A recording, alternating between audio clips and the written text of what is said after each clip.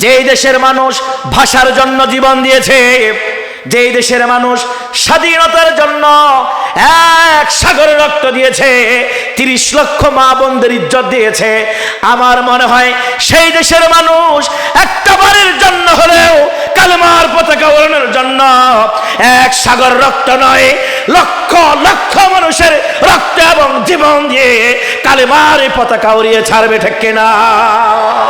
কারা কারা প্রস্তুত? হাত তুলে দেখায়।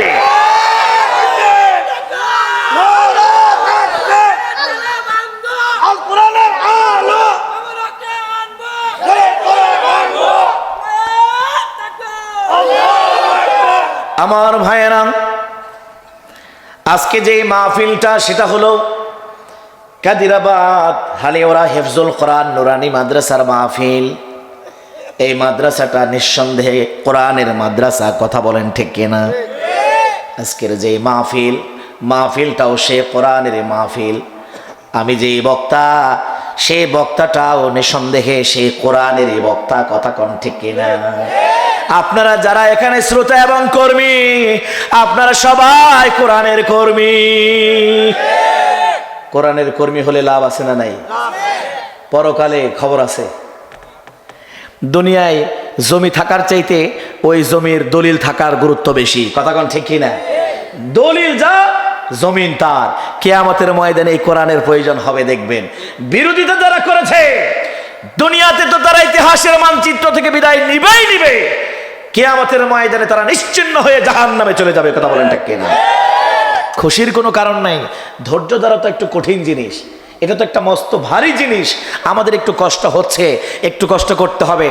সময় মতো আল্লাহ রাব্বুল আলামিন আমাদেরকে হাসিয়ে দিবেন, আমাদেরকে সান্ত্বনা দিবেন, আমাদেরকে পুরস্কার দিবেন, জিতিয়ে দিবেন। জোরে বলেন সুবহানাল্লাহ। আসসালামু আলাইকুম ওয়া রাহমাতুল্লাহি ওয়া বারাকাতুহু। الحمد لله نحمده ونستعينه ونستغفره ونؤمن به ونتوكل عليه ونعوذ بالله من شرور أنفسنا ومن سيئات أعمالنا من يهده الله فلا مضل له ومن يضلل فلا تجد له وليا مرشدا ونشهد أن لا إله إلا الله وحده لا شريك له ونشهد أن محمدا عبده ورسوله أرسله بالحق بشيرا ونذيرا وداعيا إلى الله بإذنه وسراجا منيرا فقد قال الله تعالى في كلامه المجيد وفي فرقانه الحميد সকলে জবান খুলুন, মেহেরবানি করে আমার সাথে কোরআন পড়ুন। আউযু বিল্লাহি মিনাশ শাইতানির রাজীম। বিসমিল্লাহির রাহমানির রহিম। وكل إنسان ألزمناه طائره في عنقه ونخرج له يوم القيامة كتابا يلقاه منشورا وقال رسول الله صلى الله عليه وسلم بعثت لأتمم مكارم الأخلاق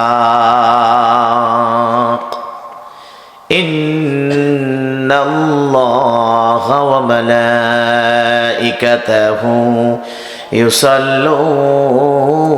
على النبي يا أيها الذين آمنوا صلوا عليه وسلموا تسليما اللهم صل على محمد সবাই পড়েন নবীর শানে দরুদ اللهم صل على محمد وعلى آل محمد كما صليت على إبراهيم وعلى آل إبراهيم إنك حميد مجيد أرو محبتي اللهم بارك على محمد وعلى آل محمد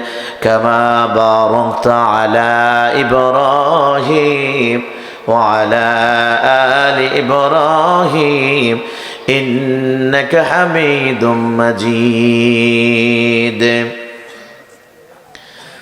মন আমার কাঁদে রে প্রাণ আমার কাঁদে রে যেতে সোনার মদিনায় মন আমার কাঁদে রে দিল আমার কাঁদে রে যেতে সোনার মদিনায় যেই মদিনা ধন্য হলো ওই মদিনা ধন্য হলো পেয়ে তবু ঠিকানা মন আমার কাঁদে রে দিল আমার কাঁদে রে যেতে সোনার মদিনা মন আমার কাঁদে রে প্রাণ আমার কাঁদে রে যেতে সোনার মদিনা লা ইলাহা ইল্লাল্লাহ সবাই লা ইলাহা লা ইলাহা ইল্লাল্লাহ মুহাম্মাদুর রাসূলুল্লাহ সাল্লাল্লাহু আলাইহি ওয়াসাল্লাম ময়মনসিংহ নান্দাইল থানার অন্তর্গত খারওয়া কাদিরাবাদ ও হালিওয়ারা হেফজুল কোরআন নুরানিয়া মাদ্রাসার উদ্যোগে আয়োজিত 16তম বার্ষিক ইসলামী মহাসম্মেলনের সম্মানীয় শ্রদ্ধেয় মুহতারাম সভাপতি প্রধান মুফতি কামারিয়া মাদ্রাসা মুহতারাম হযরত মাওলানা মুফতি আবুল হাসিম সাহেব হাফিজাহুল্লাহ সহসভাপতি হিসেবে আছেন কাদিরাবাদ আলিম সিনিয়র মাদ্রাসার সম্মানিত অধ্যক্ষ হযরত মাওলানা কাজী আব্দুল আজিজ সাহেব হাফিজাহুল্লাহ আজকের মাহফিলের সম্মানিত প্রধান অতিথি নান্দাইল উপজেলার আওয়ামী লীগের সম্মানিত সাধারণ সম্পাদক জনাব মোহাম্মদ আমিনুল ইসলাম শাহান সাহেব আলোচনা করেছেন আমি আসার আগ পর্যন্ত অত্যন্ত চমৎকার করে কোরআন সুন্নাহ ভিত্তিক আমাদেরকে মুগ্ধ করেছেন আমাদের ঈমানকে শানিত করেছেন অত্যন্ত প্রাণ চাঞ্চল্যকর ভাবে আমরা তার আলোচনা শুনে ধন্য হয়েছি সুদূর ঢাকা থেকে আগত আজকের মাহফিলের প্রধান বক্তা বিশিষ্ট আলেম দ্বীন খ্যাতি সম্পন্ন ওয়াইজ হযরত মাওলানা আবু বকর সিদ্দিকী সাহেব হাফিজাহুল্লাহ দোয়া করছি আল্লাহ ভাইজানের কণ্ঠেকে আল্লাহ কোরআনের জন্য কবুল করুক দীর্ঘ নেক হায়াত দারাজ করুক সকলে বলি আমিন আলোচনা করেছেন আমন্ত্রিত ওলামায়ে কেরাম বিশেষ অতিথিবৃন্দ মঞ্চের সামনে উপস্থিত দিনদার ইমানদার মুসলমান ভাইরা সভাপতি উপদেষ্টা কমিটি অত্র মাদ্রাসার আব্দুস সুবহান মাস্টার সাহেব আছেন নাজিমে তালিমাত হাফিজ মাওলানা হোসাইন আহমদ আছেন কার্যকর কমিটির সভাপতি অত্র মাদ্রাসার মাওলানা আব্দুল ওয়াদুদ বাশার সাহেব সহ আজকের মাহফিলের পোস্টার করতে গিয়ে যিনি সহযোগিতা করেছেন মোহাম্মদ তাজুল ইসলাম পুলিশ কাদিরাবাদ আছেন আপনাদের এলাকার হেরকখণ্ড এক ঝাঁক তরুণ সমাজ যুবক ভাইরা পর্দার আড়ালে অবলা সরলা সর্বোচ্চ সম্মানিতা মা ও বোনেরা সকলকে নিয়েই শুরুতেই আমরা শুকরগুজার করছি সেই মহান রব্বে কারীমের দরবারে, যিনি আমাদেরকে এই কাদিরাবাদ হালিউরা এলাকার হাজারো জনতার মধ্য থেকে যাচাই বাছাইয়ের মাধ্যমে পৃথিবীর শ্রেষ্ঠতম আয়োজন কোরআনের এই সুন্দর নান্দনিক জান্নাতি আয়োজনে আসার বসার আমাদেরকে তৌফিক দিলেন যে মহান মনিব, তারই দরবারে শুকরগুজার করছি দিল থেকে, জবান খুলে, মন প্রাণ উজাড় করে, সমস্ত মহব্বত আর ভালোবাসা একত্রিত করে অত্র এলাকাবাসী যেন মুখরিত হয়ে যায়, আকাশ বাতাস উজালা করে চিৎকার করে একবার সকলেই পড়ে নেই আলহামদুলিল্লাহ। আমরা এই কোরআনের মাহফিলে আসতে পেরে খুশি না বেজার? আর একটু জোরে বলে খুশি না বেজার? আমরা সবাই বুঝে বলছি তো খুশি। তাহলে একটু দেখতে চাই কারা কারা খুশি না, হাত তোলেন। মাশাআল্লাহ, মানে একটু ঠিক করে নিচ্ছি আপনাদেরকে, আপনারা কি ঠিক আছেন কিনা। যাই হোক, লজ্জার কোনো কারণ নাই, যারাই হাত তুলেছি অবশ্যই তারা কোরআনের মাহফিলে আসতে পেরে খুশি। কথা বলেন ঠিক কিনা? কেউ যেটা দেখে না সেটা দেখেন কে? কেউ যেটা জানে না সেটা জানেন কে? কেউ যেটা দেয় না সেটা দেয় কে? আল্লাহ বলেন, বান্দারে আমি আল্লাহ তোমাদের কত প্রিয়, আমি আল্লাহ তোমাদের কত নিকটে, আমি আল্লাহ তোমাদের কত বড় বন্ধু তোমরা জানো নি। আমি আল্লাহর উপর যারা ঈমান আনে আমি আল্লাহ তাদের ব্যাপারে সম্পর্কটা বলে দেই। আল্লাহু ওয়ালিয়ুল্লাযীনা আমানু ইখরিজুহুম মিনাজ যুলুমাতি ইলান নূর। আল্লাহ বলেন, গোলাম রে আমি আল্লাহর উপর ঈমান আনে যারা, বিশ্বাস করে যারা, দুনিয়ার সাধারণ মানুষ না তারা, ওই ইমানদার বান্দা যারা, আমি আল্লাহর বন্ধু হয়ে যাই তারা। আল্লাহর বন্ধু হলে লাভ আছে না নাই? যিনি দুনিয়ার মালিক তিনি যদি আমার বন্ধু হয়ে যায়, দুনিয়া এবং আখিরাতে কোথাও আমার কোনো চিন্তা নাই, ঠিক কিনা? শুধু কি বন্ধু নেই, আল্লাহ বলেন গোলাম রে বন্ধু হওয়ার পরে ক্ষান্ত নয়, তুমি অন্ধকারের পথে নাকি জিহালাতের পথে নাকি বিভ্রান্তির পথে আমি আল্লাহ দেখি, আমি আল্লাহ তোমাদেরকে বাছাই করি, আমি আল্লাহ তোমাদেরকে সেখান থেকে বের করি, বের করে তোমাদেরকে কি করি, তোমাদের অন্ধকারের পথ থেকে মুক্তির পথ, আলোর পথ, জান্নাতের দিকে নিয়ে যাই। ইখরিজুহুম মিনাজ যুলুমাতি ইলান নূর। এমন একজন বন্ধু আমাদের আছেন, এমন একজন রব আমাদের আছেন, যিনি আমাদের বাহিরের ভুলগুলো ক্ষমা করে দেন, অন্তরেরটাকে আল্লাহ কবুল করে নেন। একজন আরবি বড় ভালোবেসে মহব্বত করে উট পালতেন। যেমন আমরা গরু পালি, ছাগল পালি, পালি কি পালি না? হঠাৎ করে তার ঘর থেকে, পাল থেকে সেই মহব্বতের উট হারিয়ে যায়। খুঁজতে লাগলেন বাড়ির সীমানায় তন্ন তন্ন করে, কিন্তু না না, উট খুঁজে পাওয়া যায় না। গরু হারায় না আপনাদের? পাওয়া গেল না। একদিন, 2 দিন, 3 দিন হয়ে যায়, উট খুঁজে পাওয়া যায় না। চলে গেলেন মরু প্রান্তরে, মক্কা মদিনার দেশ মরুভূমির দেশ। মরুভূমিতে তন্ন তন্ন করে খুঁজলেন, সাধ্য অনুযায়ী খুঁজলেন, সেখানেও খুঁজে পাওয়া যায় না। মনটা বড় খারাপ, কোথায় গেলে পাওয়া যাবে হারানো উট। সেখানে গিয়ে উট না পেয়ে মন খারাপ করে চুপচাপ দাঁড়িয়ে আছে। আহারে পাওয়া যায় না সেই উট। হঠাৎ করে সামনের দিকে তাকিয়ে দেখে 3 দিনের কারণে উট তার চোখের সামনে দাঁড়িয়ে আছে। খুশি হবে না বেজার হবে? মুমিন যখন খুশি হয় প্রশংসা করে কার? ও নাম প্রাণের প্রিয়তম, ও নামে জপিহি মজিনু সম, ওই নামে পাপিয়া গাহে, ওই নামে পাপিয়া গাহে, প্রাণের গোলাপ বাগে আল্লাহ নাম যতই ডাকি, পড়েন, আল্লাহ নাম যতই ডাকি ততই মধুর লাগে, নামে এত মধু থাকে কে জানি তো আগে। আল্লাহর নামে মধু আছে না নাই? আজকে প্রমাণ হবে। মাহফিল শেষে বাড়ি চলে গিয়ে ঘরের দরজা বন্ধ করে একা একা আমরা একজনের নাম ডাকবো, আমাদের যিনি প্রিয় নেতা। এখানে সব দলের মানুষ আছে না নাই?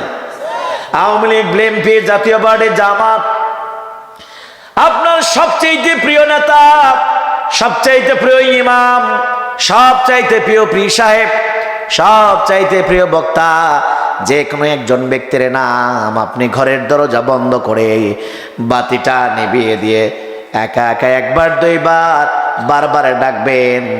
হঠাৎ করে বন্ধ করে হাতটা বুকের মাঝে দিয়ে জিজ্ঞেস করবেন, মনে আমি যার নাম বারবার ডাকি বল তোর কেমন লাগে? মন আপনাকে নীরব ভাষায় জবাব দিবে, না না, তুমি যার নাম ডাকো সে যত বড়ই নেতা হোক, যত বড়ই বক্তা হোক, সে তো তোমার মতোই রক্ত মাংসে গড়া, দুষে গুণে বড় একজন মানুষ, ঠিক কি না? এমন একজন রবের নাম, এমন একজন আল্লাহকে তুমি ডাকো, যতই ডাকবে অন্তরে শান্তি দিবেন কে? 3 দিন ধরে পায় না, বড়ই ক্লান্ত। হঠাৎ করে চোখের সামনে ওরটা দেখা মাত্রই পাগল হয়ে গেছে, খুশিতে আত্মহারা হয়ে গেছে। খুশির চোটে ডাক দে, আল্লাহ রে, ও আমার আল্লাহ, তুমি আমার গোলাম, আমি তোমার রব। খেয়াল করছেন কি কয়? কথা ভুল না সঠিক? কয়, ও আমার আল্লাহ, আমি তোমার রব, তুমি আমার গোলাম। নাউজুবিল্লাহ বলেন। এরকম হয় কি হয় না? খুশির চোটে ওলটপালট হয় না? মনে একটা হয়ে যায় আর একটা। টাঙ্গাইল জেলা মির্জাপুর থানা এক মাহফিলে গেলাম, মাদ্রাসার মাহফিল। বয়ান শেষ করে মোনাজাত দিয়ে স্টেজ থেকে নামছে, 2 জন যুবক দৌড়ে আসে, কয় হুজুর আলোচনা ভালো লেগেছে, দোয়া চাই, আগামীকাল সিঙ্গাপুর চলে যাব। আমিও বললাম, দোয়া করে দিলাম, আল্লাহ পথকে নিরাপদ করে দিক। অমনি হাত বাড়িয়ে দিছে, মুসাফা। দেখলাম হাতের মধ্যে 500 টাকার নোট, হাদিয়া। হাদিয়া আছে না? দেওয়া সুন্নাত, নেওয়াও সুন্নাত। আমি বললাম, কি দরকার ছিল, এমনি খুশি। অমনি আমারে বলে, কয় না, আমি খুশি হইয়া দিলাম, বিড়ি সিগারেট খায়েন। কি কয়? আরে সুবহানাল্লাহ।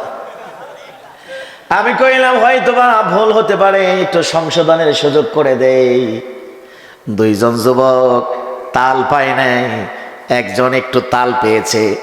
আমি বললাম, কি যেন বললেন, কি যেন বললেন, এখনো খেয়াল করে নাই। আবার আরো জোরে আওয়াজ দিয়ে বলে, কয় হুজুর এমনি খুশি হয়ে দিলাম, বিড়ি সিগারেট খায়। আরো বিপদ হয়ে গেছে। আগে তো লোকজন শুনে নাই, এখন আওয়াজ দিয়ে বলাতে একেবারে আশপাশে যত লোক আছে সবাই শুনে হাসা শুরু করছে। এখন আপনারাই বলেন, কোন শ্রোতা যদি বক্তারে বিড়ি খাওয়ার জন্য পয়সা দেয়, ওই বক্তার কি দ্বিতীয়বার দাওয়াত হওয়ার সম্ভাবনা আছে?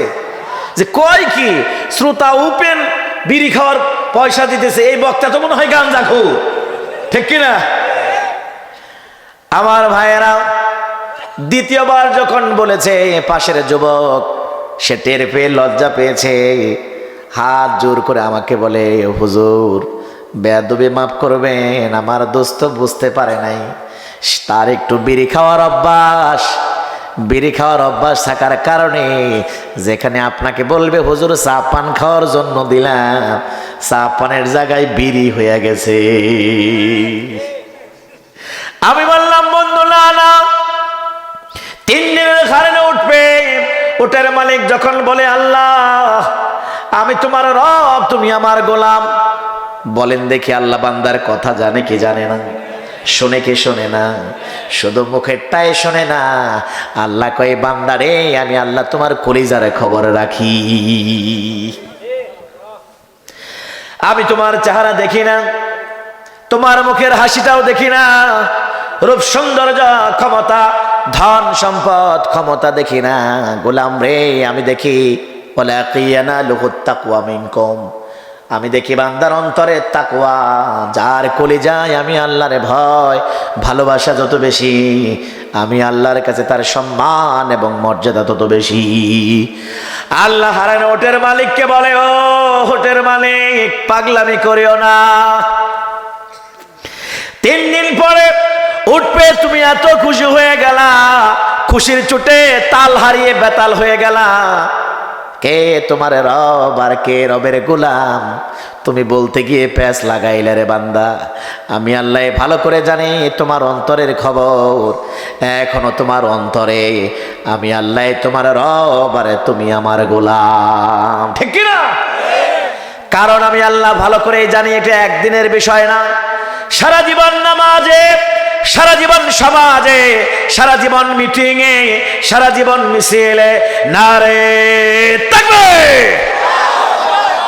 সারা জীবন রুকুতে, সারা জীবন সিজদায় সুবহানা রাব্বিয়াল আলা। আমি আল্লাহ তোমার রব আর তুমি আমার গোলাম। ব্যাপার হলো 3 দিনের হারানো উট পাইয়া খুশির চোটে তুমি তাল বেতাল করলা, কিন্তু তোমার অন্তরে এখনো আমি আল্লাহ তোমার রব। আমি আল্লাহ আমার রব। বাহিরেরটাকে আমি আল্লাহ খেয়াল করি না, পাত্তা দেই না, গ্রহণ করি না। আমি আল্লাহ বান্দার অন্তরেরটাকেই নেই, অন্তরেরটাকেই গ্রহণ করি। বাহিরের ভুল কথাকে আমি আল্লাহ মাফ করে দিয়ে তোমার অন্তরেরটাকে আমি আল্লাহ কবুল করে নিলাম। তিনি আমাদের আল্লাহ, তিনি আমাদের রব। আল্লাহ বলে, গোলাম রে 3 দিনের হারানো ওটের মালিক, ওট পেয়ে যতটা না খুশি হয়, আমার কোনো বান্দা আমি আল্লাহরে ডাক দেয় না, আমার কোনো বান্দা আমি আল্লাহর গোলামি করে না, এমন বান্দা আমি আল্লাহর প্রশংসা গাই না, এমন কোনো বান্দা হঠাৎ করে চলতে গিয়ে, হাঁটতে গিয়ে, অন্ধকারে হোঁচট খেয়ে পড়তে গিয়ে যখন ভুলেও বলে, ও আমার আল্লাহ তুমি আমারে বাঁচাও। আল্লাহ বলে, আমি আল্লাহ ওই বান্দার এক মুহূর্তের ডাকে আমি আল্লাহ এত খুশি হয়ে যাই। 3 দিনের কারণে উটের মালিক উঠবে যতটা না খুশি হয়, তার চাইতে বান্দার ডাকে 1000 গুণ খুশি হয়ে যায় কে? আল্লাহ আল্লাহ কে যে মধুর নাম। পড়েন, আল্লাহ আল্লাহ কে যে মধুর নাম, হেরা পান্না মনি মুক্তা, হেরা পান্না মনি মুক্তা, হয় না তাহার দাম। আল্লাহ আল্লাহ কে যে মধুর নাম। জোরে বলেন মারহাবা। আমার মনে হয় একেবারে পিছনে যারা আছেন তাদের মধ্যে যারা যুবক জোয়ান, তাদেরকে একটু সামনে আসলে ভালো হয়। ফাঁকা জায়গা যথেষ্ট আছে, জায়গাটাও পূরণ হয়ে গেল, সৌন্দর্য বেড়ে গেল, এবং আমার কাছাকাছি চলে আসলেন আপনারা। কি বলেন, কেমন হয়? ভালো হয় না?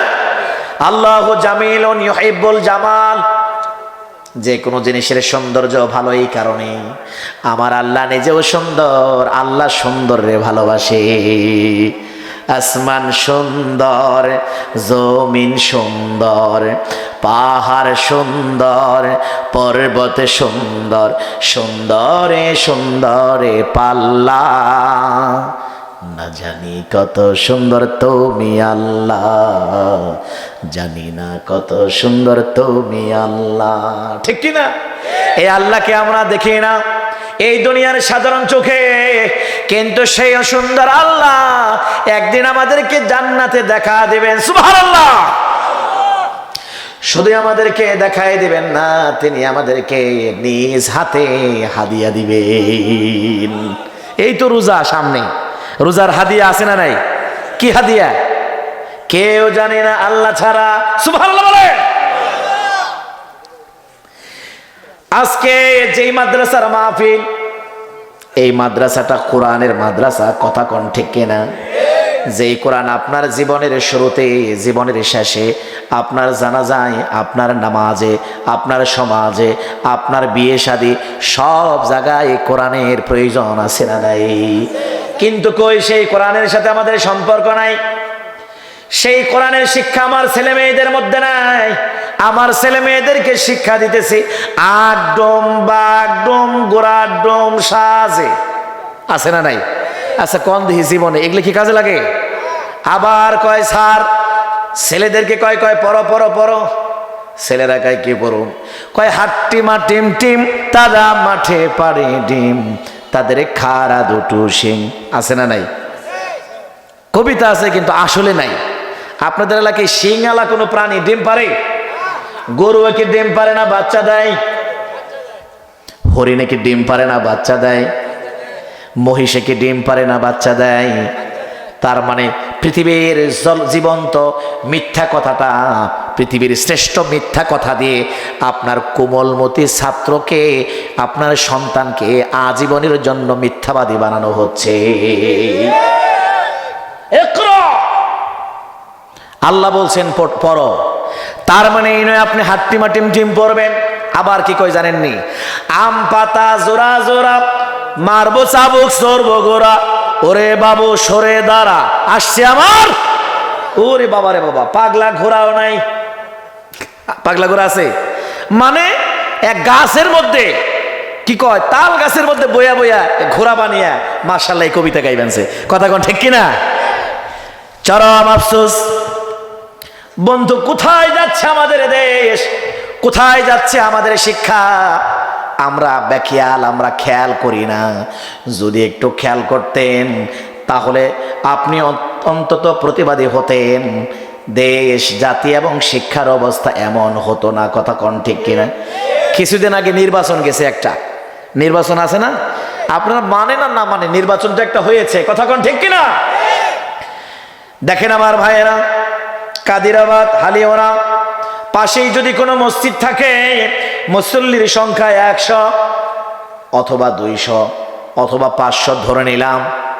500 মসজিদের ইমাম বানানোর জন্য দেখি ইমামের চারিটা কেমন, লম্বা না ছোট, দাড়িটা কেমন, লম্বা না ছোট, জামাটা কেমন, নোংরা না পরিষ্কার, জ্ঞান কেমন, এলেম কেমন, মাসালা জানে কিনা, কোরআন তেলাওয়াতটা শুদ্ধ কিনা, তার আচার আচরণ কেমন, সে কথা বলে জুমার দিন বক্তৃতা দেয়, বক্তব্য দেয় কেমন, সব কিছু আমরা দেখি না?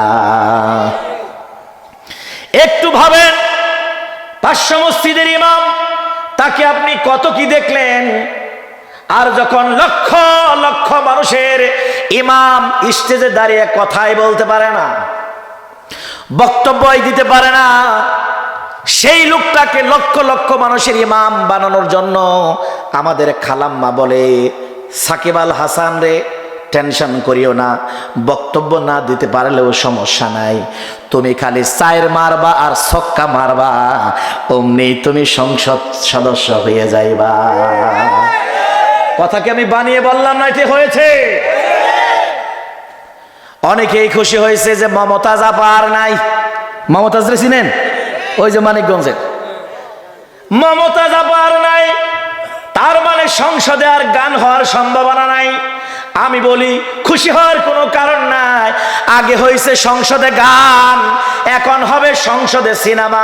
কারণ আমাদের ফেরদৌস ভাই আছে না নাই? শুধুমাত্র গানে হবে, শুধুমাত্র সিনেমায় হবে না। সিনেমা দেখতে দেখতে ক্লান্ত হলে ক্রিকেট খেলাও শুরু হয়ে যাবে। একটা দেশের সর্বশ্রেষ্ঠ জায়গা, নীতি নির্ধারণের জায়গা, যেখান থেকে 18 কোটি মানুষের ভাগ্য নিয়ন্ত্রণ হয়, যেখান থেকে 18 কোটি মানুষের আইন পাশ হয়, যেখান থেকে 18 কোটি মানুষকে পরিচালনা করার জন্য আইন তৈরি হয়, নীতি নির্ধারণ হয়, সেই জায়গাটা যদি খেলার মাঠ স্টেডিয়াম হয় আর সিনেমা হল হয়, তাহলে সেই জাতির কপালে এমনটাই হয়। কথা কোন ঠিক কিনা? ও মিয়া ভাই, কি বলবো দুঃখের কথা, যেই দেশে নায়কেরা নায়িকারা, গায়কেরা গায়িকারা সংসদ সদস্য হয়, সেই দেশের জাতির শ্রেষ্ঠ সন্তান হক্কানি উলামায়ে কেরাম আল্লামা মামুনুল হকেরা জেলখানায় বন্দী হয়ে রয়, ঠিক কিনা? এ কেমন রাজ্য রাজা, এ কেমন রাজ্য রাজা, অপরাধী পায় না সাজা, কোন কারণে কার বিরহে লুকায় তারা, খুনিরা খঞ্জ নিয়ে আবারও দিনের বেলায় সাধু সেজে বুক ফুলিয়ে ঘুরছে তারা। এ কেমন রাজ্য রাজা, এ কেমন রাজ্য রাজা। যারা অপরাধ করে রাতের বেলায় মানুষকে খুন করে, মানুষকে গুম করে, মায়ের বুক খালি করে, অসংখ্য মায়ের সন্তানকে দুনিয়ায় থেকে চিরতরে বিদায় করে, অসংখ্য নারীকে বিধবা করে, অসংখ্য নারীর স্বামীকে গুম করে, এমন মানুষগুলো দিনের বেলায় বুক ফুলিয়ে হাঁটে। আর দেশ মানবতা এবং জাতির কল্যাণে যারা কথা বলে, কোরআন সুন্নাহর বয়ান করে, হক কথা বলার অপরাধে খাঁচাই বন্দী হয়ে থাকে। ভাবতে হবে মিয়া, হুজুকে তাল দিলে চলবে না, হুজুকে তাল দিলে চলবে না। সময় এসেছে আমাদের, সময় এসেছে রুখে দাঁড়াবার, সময় এসেছে ঘুরে দাঁড়াবার। তবে আপনাদেরকে একটা কথা বলি, এদেশের মানুষ সময় মতো জবাব দিবে। এদেশের মানুষ শুধু একটা নেতার নেতৃত্বের প্রয়োজনে তাকিয়ে আছে। সুনির্দিষ্ট সময় যখন আসবে, জাতির প্রয়োজনে, দেশের প্রয়োজনে, ইসলামের প্রয়োজনে তারা জেগে উঠবে। প্রয়োজনে জীবন এবং রক্ত তারা রাজপথে বিলিয়ে দিবে, ঠিক কিনা? তার বাস্তব প্রমাণ হলো গোটা পৃথিবীর মাঝে যেই দেশের মানুষ ভাষার জন্য জীবন দিয়েছে, যেই দেশের মানুষ স্বাধীনতার জন্য এক সাগরে রক্ত দিয়েছে, 30 লক্ষ মা বোনদের ইজ্জত দিয়েছে, আমার মনে হয় সেই দেশের মানুষ একটা বারের জন্য হলেও কালেমার পতাকা উড়ানোর জন্য এক সাগর রক্ত নয়, লক্ষ লক্ষ মানুষের রক্ত এবং জীবন দিয়ে কালেমার পতাকা উড়িয়ে ছাড়বে, ঠিক কিনা? কারা কারা প্রস্তুত হাত তুলে দেখায়?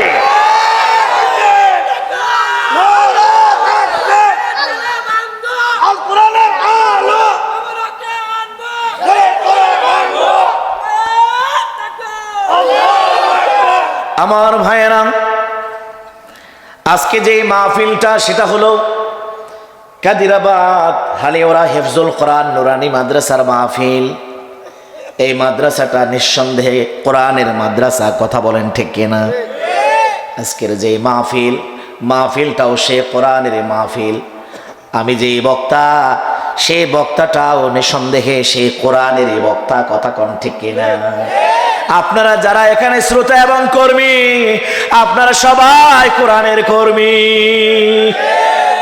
কোরআনের কর্মী হলে লাভ আছে না নাই? পরকালে খবর আছে। দুনিয়ায় জমি থাকার চাইতে ওই জমির দলিল থাকার গুরুত্ব বেশি, কথা কোন ঠিক কিনা? দলিল যা, জমিন তার। কিয়ামতের ময়দানে এই কোরআনের প্রয়োজন হবে, দেখবেন। বিরোধিতা যারা করেছে দুনিয়াতে তো তারা ইতিহাসের মানচিত্র থেকে বিদায় নিবে। কিয়ামতের ময়দানে তারা নিশ্চিহ্ন হয়ে জাহান্নামে চলে যাবে, কথা বলেন ঠিক কিনা? খুশির কোনো কারণ নাই। ধৈর্য ধরা তো একটু কঠিন জিনিস, এটা তো একটা মস্ত ভারী জিনিস। আমাদের একটু কষ্ট হচ্ছে, একটু কষ্ট করতে হবে।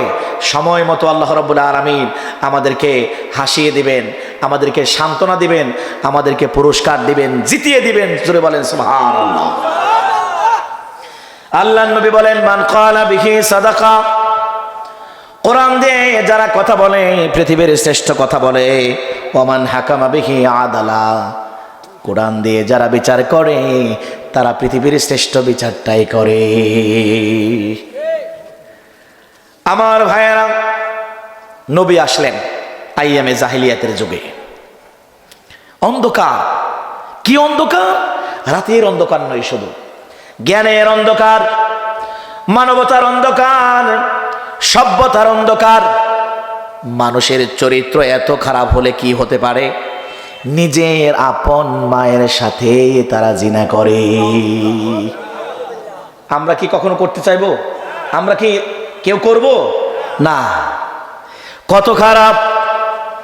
জীবন্ত মেয়েকে মাটির নিচে পুঁতে দেয়, আপন ভাইকে সামান্য স্বার্থের বিনিময়ে হত্যা করে, এমন জঘন্য যুগ আর দুনিয়ায় আসবে না। এমন যুগে আসলেন পৃথিবীর শ্রেষ্ঠ মানুষ, শ্রেষ্ঠ নবী, রহমতুল্লিল আলামিন সর্দারিয়ে যে কাউনাইন, রহমতুল্লিল আলামিন সর্দারিয়ে যে কাউনাইন, কামলিওয়ালা প্যারা নবী লওগো সালাম, লওগো সালাম। সেই নবী আগমন করেন, হাঁটি হাঁটি পা পা করে বড় হলো।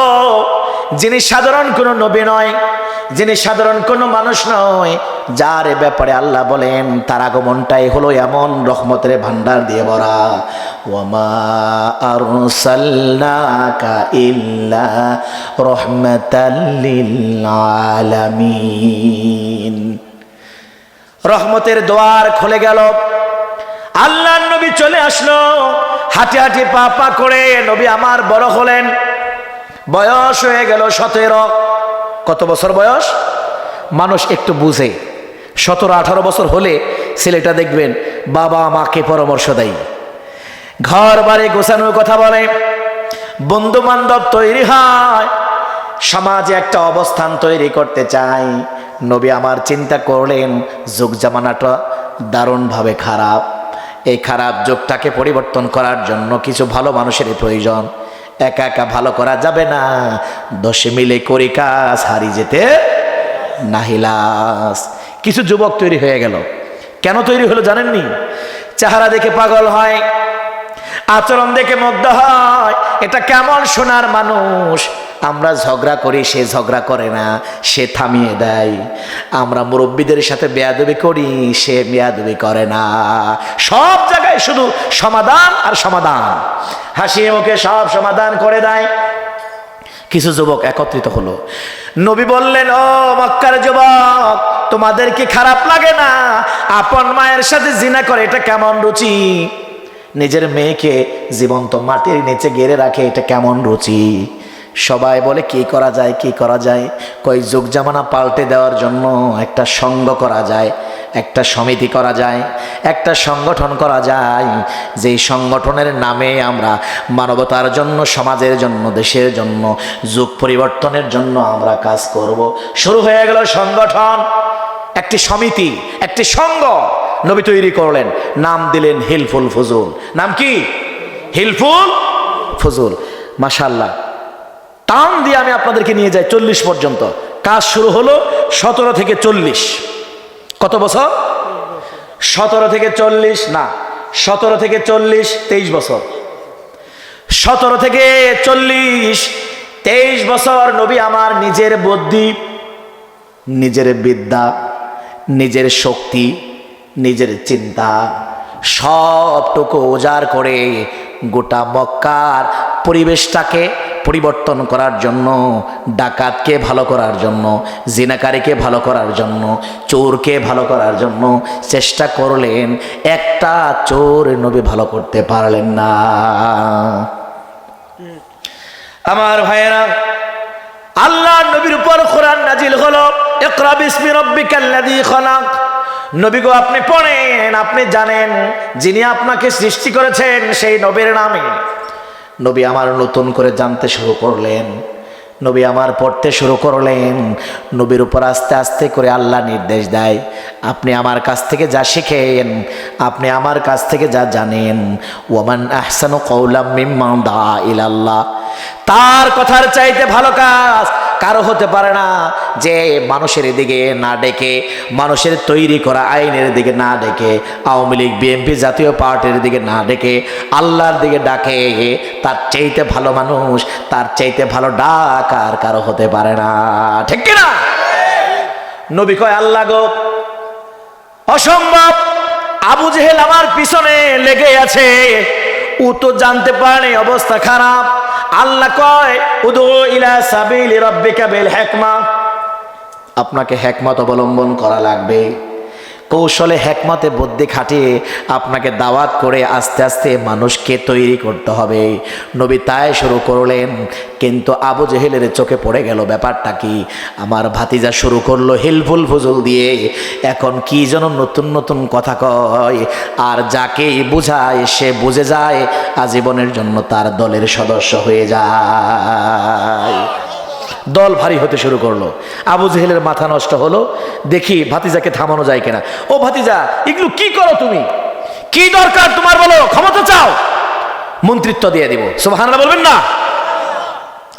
সুন্দরী নারী চাও, তাও দেব। বাড়ি চাও, এই মক্কা নগরীতে বড় বিল্ডিং তোমাকে আমি দিয়ে দিব। আমার নবী কি এগুলা চায়? জোরে বলেন চায়। নবী চায় আল্লাহর হুকুমে মানুষের জীবন, পরিবার এবং সমাজটা চলবে। এই জাহেলিয়াতের যুগটা সোনার যুগে রূপান্তরিত হবে। নবীকে থামানো গেল না, থামানো গেল না। যেই নবীকে 40 বছর পর্যন্ত আবু জেহেল বলছেন আল আমিন, আমার ভাতিজা সত্যবাদী, আমার ভাতিজা আমানতদার, আমার ভাতিজা আস-সাদিক সত্যবাদী, যার কাছে লক্ষ লক্ষ টাকার সোনার ভার, যার কাছে কাঁচা রূপার টাকা সব কিছু জমা রাখতো আবু জেহেল সহ মক্কার সবাই। শুধু তাই না, নবী যুবক বয়সে মক্কার শ্রেষ্ঠ বিচারক হিসেবে তিনি সুনাম অর্জন করেছেন। ছোট্ট করে বলি, ওই কাবাগর যখন ভাঙ্গা হয়, কাবাগরের আসওয়াদ পাথরকে এক জায়গায় রাখা হয়। আসওয়াদ পাথর বসাতে গিয়ে গোত্রে গোত্রে মারামারি, দ্বন্দ্ব এমন এক পর্যায়ে চলে গেল, এক গোত্রের মানুষ বলে আমার দলের লোক বেশি, এই জান্নাতি পাথর, কালো পাথর আমরা লাগাবো। আর এক বংশের লোক কয় আমার বংশের ক্ষমতা বেশি, অতএব এই পাথর আমরা লাগাবো। আর এক বংশের লোক কয় চাপাবাজি কইরে লাভ নাই, আসো মারামারি করব, যুদ্ধ করব, যুদ্ধে যারা বিজয় হবে তারা এই পাথর লাগাবে। কি অবস্থা! ছোট্ট একটা পাথর নিয়ে যুদ্ধ শুরু হয়ে যায়। যুদ্ধ মানে মারামারি, যুদ্ধ মানে হানাহানি, জীবন নাশ। একজন সেখানে মুরব্বী হিসাবে প্রস্তাব দিল, না না, এমন মারামারি করা যাবে না, আগামীকাল পর্যন্ত অপেক্ষা করো। মক্কার চত্বরে প্রথম যেই ব্যক্তি আসবে তাকে আমরা মাতাব্বর মানব, সে যা ফায়সালা দিবে তা আমরা মেনে নেব। সবাই কয় নিরপেক্ষ বিচারক কি দরকার? কালকে কে আসবে নাম বলা হয় নাই, কোন দলের, কোন গোত্রের, কোন গোষ্ঠীর তা বলা হয় নাই। ঠিক আছে, এমন আগন্তুক, অচেনা, অজানা, নিরপেক্ষ। যেমন এদেশে যত সমস্যা হচ্ছে বর্তমানে নির্বাচন নিয়ে, রাজনীতি নিয়ে, সেটা নিরপেক্ষ তত্ত্বাবধায়ক কোনো সরকার না দেওয়ার কারণে। কথা কোন ঠিক কিনা? এটা সত্য না অসত্য? বাস্তব না বাস্তব? কারণ নিরপেক্ষ বিচারক ছাড়া কোনো দিন বিচার সঠিক হবে না, তাল গাছ তাল গাছের জায়গায় থাকবে। ঠিক কিনা? আমার ভাইয়েরা সবাই বলল না না, মুরব্বীর কথাটা মানা যায়। কোনো গোত্রের না, কোনো দলের না, কোনো নামের না, অচেনা যে ব্যক্তি প্রথমে আসবে, সে কে আসবে আমরা কিছুই জানি না। অবাক চাতক পাখির মতো বসে রইল সবাই সকাল পর্যন্ত। সূর্য উঠে গেল, হেলে দুলে হাঁটি হাঁটি পা পা করে সুন্দর একজন মানুষ চলে আসলো কাবার চত্বরে। যাকে দেখা পড়ই, যাকে দেখা মাত্রই এক বাক্যে সবাই বলে ফেললো, হাদা আল আমিন, হাদা আস-সাদিক মুহাম্মদ। সুবহানাল্লাহ। তখন তো নবী হয় নাই, তখন নবী হয় নাই, যার কারণে বলছেন হাজা মুহাম্মদ। আচ্ছা, হতেই পারে।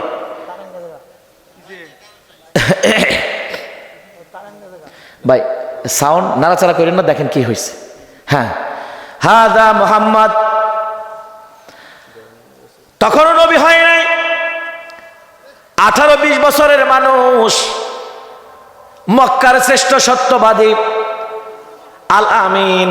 সবাই কয়, দেখেন ছোট মানুষ, কিন্তু এদিকে আমার দিকে অ্যাটেনশন প্লিজ। তখন নবী নবী হওয়া তো দূরের কথা, বিয়েই করে নাই, একেবারে যুবক মানুষ, 18 বছর। 18-20 বছরের মানুষ যারা বসে আছে বিচার দেখার জন্য, 70 বছর 80 বছরের পুরাতন বিচারক। সুবহানাল্লাহ। সব মক্কার পাকনা পাকনা বিচারক, তারা কয় ঠিক আছে আমাগো ভাতিজা, কেউ কয় আমাগো চাচা, কেউ কয় আমাগো ভাই। এক একজনে কয় এই অল্প বয়সের মানুষ, তার বিচার। কয় না না, বয়স অল্প হতে পারে কিন্তু বড় আমানতদার। বয়স অল্প হতে পারে, জ্ঞান বুদ্ধি বড় ভালো, তার চিন্তা চেতনা অসাধারণ, সে কোনোদিন মিথ্যা বলে না, সে যে ফায়সালা দিবে সেটা কোনোদিন মিথ্যা হতে পারে না। মেনে নিল। কয় বয়স কম থাকলে কি হবে, দেখো না বিচারটা করে কি। সে বড় ইনসাফ, সে বড় আদেল।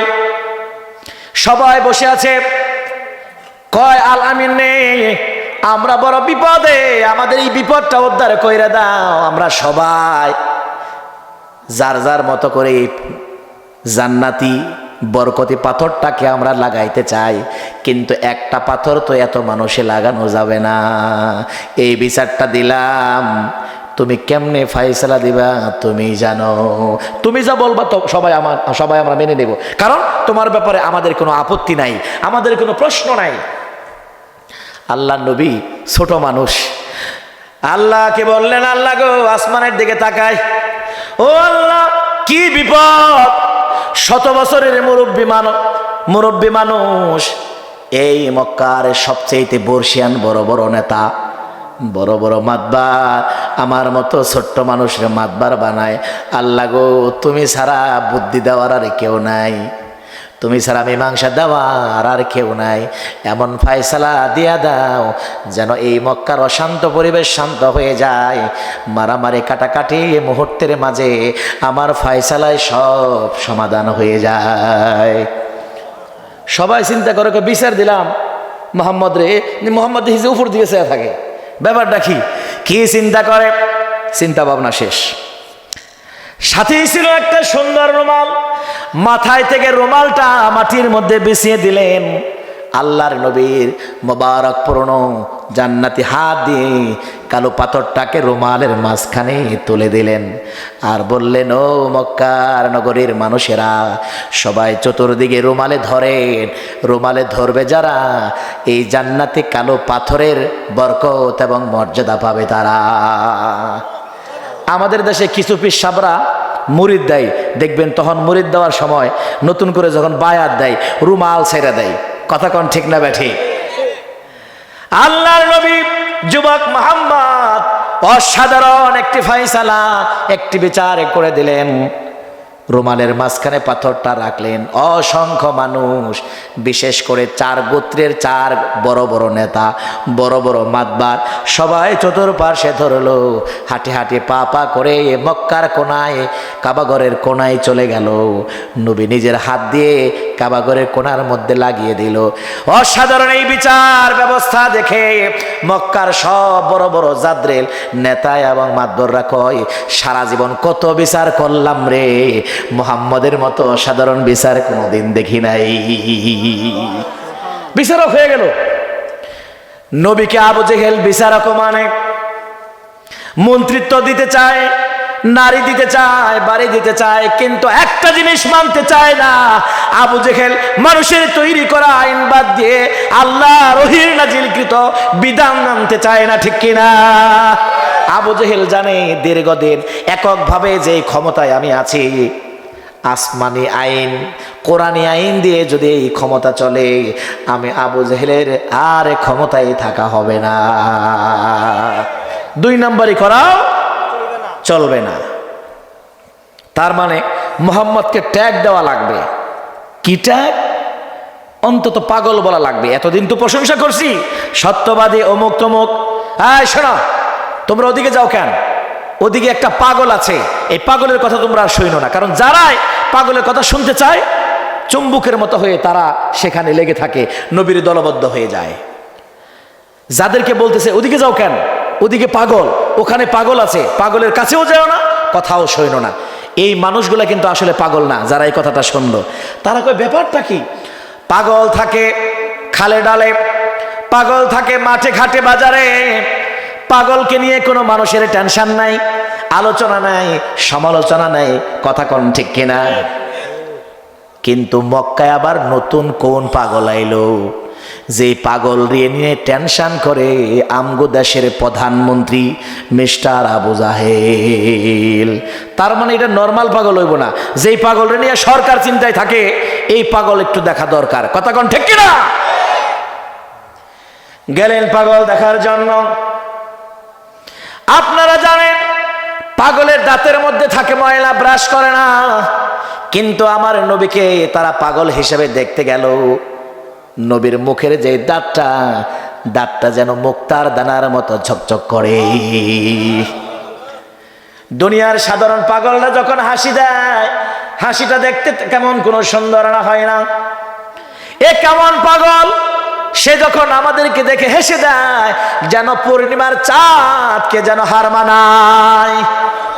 এ কেমন সুন্দর, ঠোঁটের মধ্যে নাই কোনো ময়লা, ঠোঁটটা গোলাপের পাপড়িকেও যেন হার মানায়। তার মানে একটু পাগলের কাছে গিয়ে কিছু কথা শুনি। পাগল বলেটা কি? যখনই নবী আমার কোরআন পড়লেন, কোরআন শুনে তাদের কলিজা শীতল হয়ে গেল। তারা বলতে লাগলো, ও মুহাম্মদ, তোমাকে আবু জাহেল বলেছে পাগল, পাগল দেখার জন্য এসেছি, আমরা সত্যি পাগল হয়ে গেছি, তুমি আমাকে পড়িয়ে দাও লা ইলাহা ইল্লাল্লাহু মুহাম্মাদুর রাসূলুল্লাহ সাল্লাল্লাহু।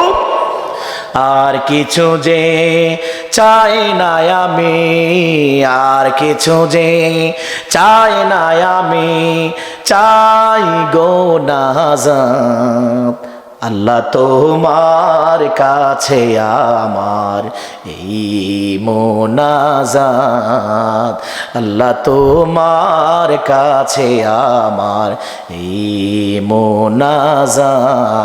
পড়েন আমিন। আপনাদের কি খারাপ লাগতেছে? আমি আসলে ব্যক্তিগতভাবে একটু অসুস্থ, তার মধ্যে কণ্ঠটাও একেবারে বসা। আপনাদের কষ্ট হতেই পারে। আল্লাহর ওয়াস্তে আমরা আর কিছু সময় ধৈর্য ধরতে পারবো তো ইনশাআল্লাহ? নারে তাকবীর, লিল্লাহি তাকবীর। এই সময়টুকুই কাজে লাগবে নিঃসন্দেহে। কষ্ট করে ধৈর্যের সাথে বসে থাকতে পারলে এটাই হবে আমার আসল জীবনের জন্য সবচেয়ে বড় পুঁজি এবং পাথেয় অর্জন। কথা বলেন ঠিক কিনা? তাহলে কি হইল? হিতে বিপরীত হইল। তারা বলল, আহারে দেখতে আসলাম পাগল, হয়ে গেলাম পাগল। সব পাগলের গোষ্ঠী তারা কালেমা পড়ে আজীবনের জন্য নবীর দলের পাগল হয়ে গেল।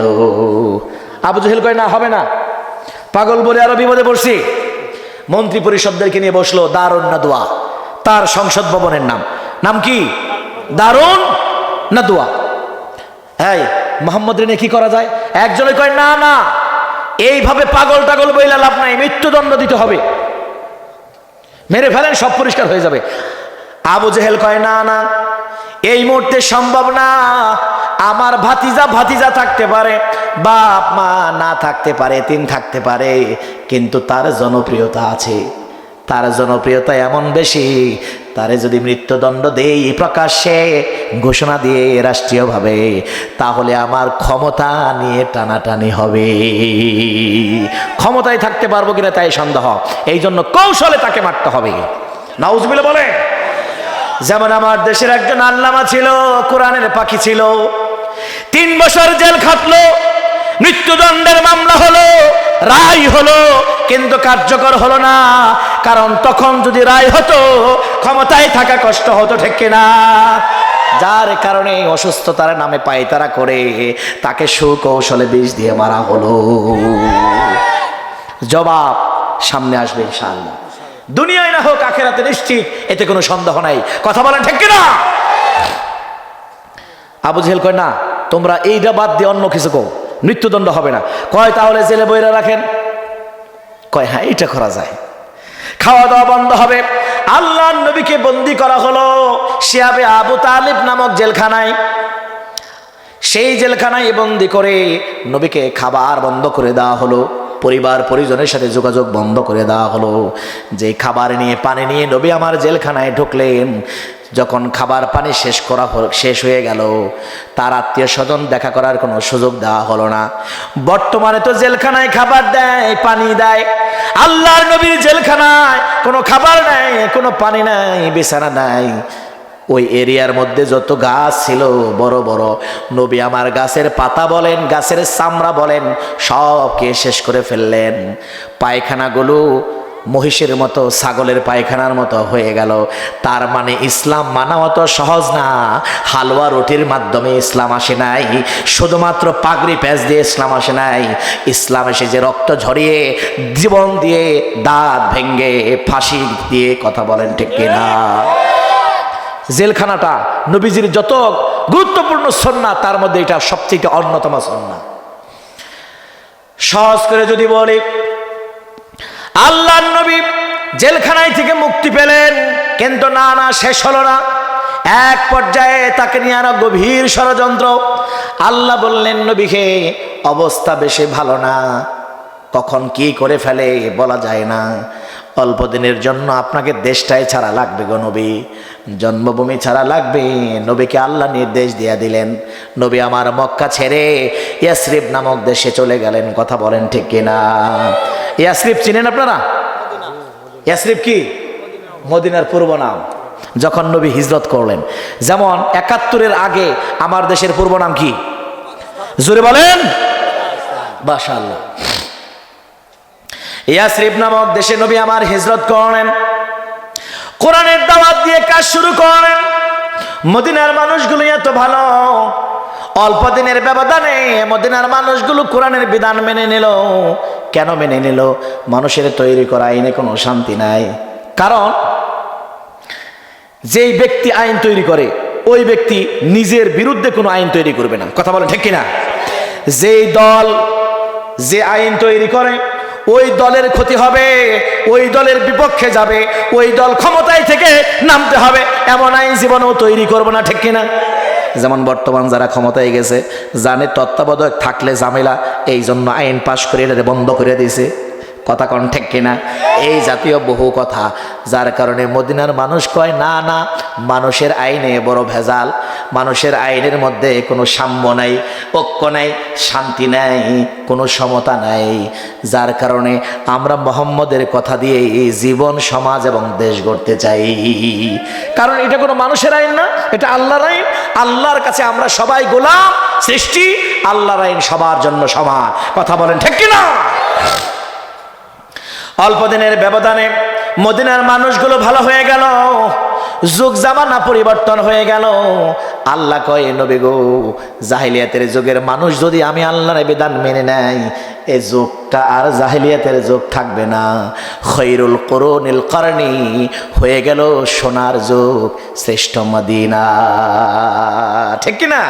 মদিনা যাইতে পারলাম না, মদিনা দেখিতে পারলাম না, আমি অসহায় তাই এত দূরে রই, অসহায় তাই এত দূরে রই, শুধুই সালাম জাহানাই, মদিনা যাইতে পারলাম না, মদিনা দেখিতে পারলাম না। কথা কোন ঠিক না? ঠিক। ইয়াসরিব নামক দেশকে নবী আল্লাহর কোরআন দিয়ে গড়লেন সোনার মদিনা। যেই মানুষগুলো কোরআনের বিধান মানলো, ওই মানুষগুলোর ব্যাপারে আল্লাহ বললেন, রাদিয়াল্লাহু আনহুম ওয়া রাদু আন। তাদের উপরে আল্লাহ খুশি, আল্লাহর উপরে তারা খুশি হয়ে যায়। দেশটার নিয়ম পাল্টে গেল। আল্লাহ নবীর উপর নির্দেশ আসলো, নবী গো, আপনি যত সুন্দর কথা দিয়ে এই মানুষদেরকে ডাকেন, সুন্দর কথা দিয়ে হেদায়েতের বয়ান দেন, সুর, ডাকাত, জিনাখুর এগুলো কোনোদিন ধর্মের কাহিনী শুনবে না, এগুলো কোনোদিন আপনার ভালো ওয়াজ শুনে হেদায়েত হবে না। এই হেদায়েতের ওয়াজ বাদ দেন। সুর, ডাকাত যদি ভালো করতে চান, আমি আল্লাহর আইন দিয়ে আপনি বিচারে করেন। নবী কয়, ও আল্লাহ, সে আইনটা আবার কি? আল্লাহ কয়, আস-সারিকু ওয়াস-সারিকাতু ফাকতাউ আইদিয়াহুমা। দেখেন, আল্লাহ নবীর চাইতে পৃথিবীতে সেরা কোনো মানুষ ছিল? সেরা কোনো নবী ছিল? যিনি ছিলেন নিষ্পাপ, যিনি ছিলেন মাসুম, যিনি ছিলেন বেগুনাহ, যিনি ছিলেন সৃষ্টির সেরা সুন্দর। আল্লাহু আকবার। এমন মানুষের কথায় চোর ডাকাত ভালো হয় নাই, আমার আপনার মতো মৌলবীদের কথায় ভালো হইব, পীর বুজুর্গদের কথায় ভালো হইব, দেশের সরকারের কথায়ও ভালো হইব না। আল্লাহ কয় নবী গো, সুর হোক আর সুন্নি হোক, ধরা যদি পড়ে ধরেন আর একটা করে হাত কেটে দেন। হাত কাটা দেখলেই সুরের 14 গোষ্ঠী আজীবনের জন্য ভালো হয়ে যাবে। এই আপনাদের নান্দাইল উপজেলা মসজিদের সামনে একটা বিচার করেন মাইকিং করে সরকারিভাবে। কত হাজার হাজার চোর বিচার দেখার জন্য পালিয়ে পালিয়ে দেখবে, যখন দেখবে এক কূপ দিয়ে হাত কাটা হচ্ছে আল্লাহর বিধান দিয়ে, সব চোরেরা নিয়ত করবে, আল্লাহ গো, আজকে থেকে যে আইন পাশ হয়েছে আমাগো বাংলাদেশে নান্দাইলে, আর যে বিচার দেখলাম গো আল্লাহ, এত বড় লোক হওয়ার আর স্বপ্ন নাই। পেট ভইরা 3 বেলা খাওয়ার দরকার নাই, প্রয়োজনে 2 বেলা খেয়ে 1 বেলা না খেয়ে থাকবো, প্রয়োজনে বউ নিয়ে ভিক্ষা করে খাবো, কিন্তু হাতের মতো অমূল্য ধন কাটতে দিব না। জোরে বলার কথা ঠিক কিনা? ওইটা না কয়ে বলা হয় মেরে ভাই ও দোস্ত বুজুর্গ, চুরি করা ভালো না, এটা সাংঘাতিক অপরাধ। চুরি করে ওটা আমিও জানি অপরাধ, কিন্তু টেহা দিব কেন আমারে? কথা কোন ঠিক কিনা? এক রাত্রে আমার 50,000 টাকা ইনকাম। যেমন গত বছর আমার বাসায় একটা চুরি হয়েছে, যে কোনোভাবে একটা গাড়ি কেনার একটা টাকা ছিল, 18 লক্ষ টাকা, ক্যাশ টাকা আর কি, মনে করেন বস্তায় ব্যাংকে থেকে উঠিয়ে রাখছি, আগামীকালকে দিয়ে দেব। 18 লাখ টাকা আমার ম্যাডামের ছিল 6.5 ভরি স্বর্ণ। মাশাল্লাহ, যে কোনো একটা বিপদের কারণে তাকে মেডিকেলে নেওয়া হয়, আর আমি তো মাহফিল নিয়ে ব্যস্ত ছিলাম, হইল সেই নোয়াখালী। রাত্রে মাশাল্লাহ ঘরের মধ্যে যা ছিল সব নিয়ে গেছে। এখন বলেন দেখি, 25 লাখ টাকার সম্পদ নিছে এক রাত্রে 2 ঘন্টায়। ওরে যদি আপনি কোরআন দিয়া দোহাই দিয়া, আল্লাহর দোহাই দিয়া যদি ওরে আপনার 14 পীরের দোহাই দিয়া যদি ওরে আপনি হেদায়েতের বয়ান দেন, ওরে 25 লাখ টাকার লোভ আপনি থামাইতে পারবেন? সব দোহাই দেওয়া বাদ দেন, তশকিল করা বাদ দেন, একটা হাত কেটে দেন, আর কোনো ওয়াজই লাগবে না। কথা কোন ঠিক কিনা? এটা